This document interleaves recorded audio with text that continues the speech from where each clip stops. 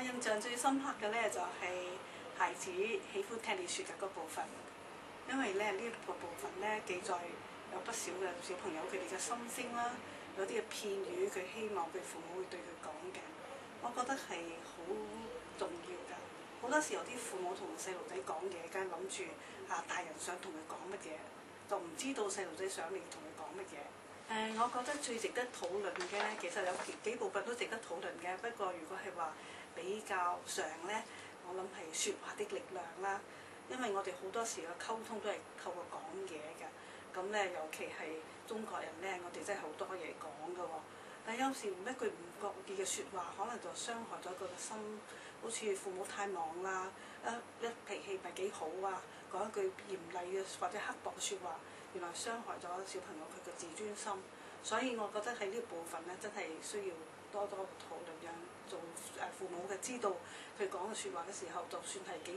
自己嘅心情如何，都要節約下講一啲鼓勵嘅，或者係正面嘅修飾，等小朋友聽起上嚟嘅時候係特別建立，而唔係覺得係被摧殘咯。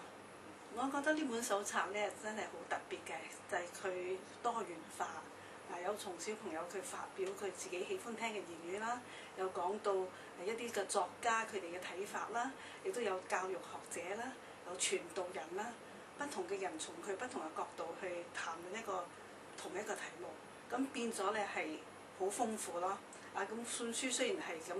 細本，但係咧係令到人哋會覺得唔係好單調啊，單一方面單向嘅教導，所以呢本書係一個好特別嘅地方。為咗寫呢篇文章咧，因為叫我係從聖經嘅角度去睇，咁我一方面梗係要思考聖經裏邊一啲人物嘅説話啦。另外一方面咧，亦都俾我機會去回想翻我細嘅時候，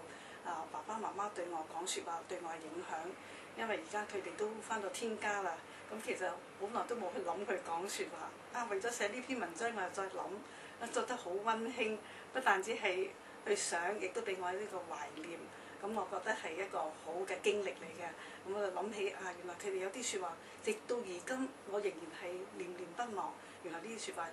對我係影響好大。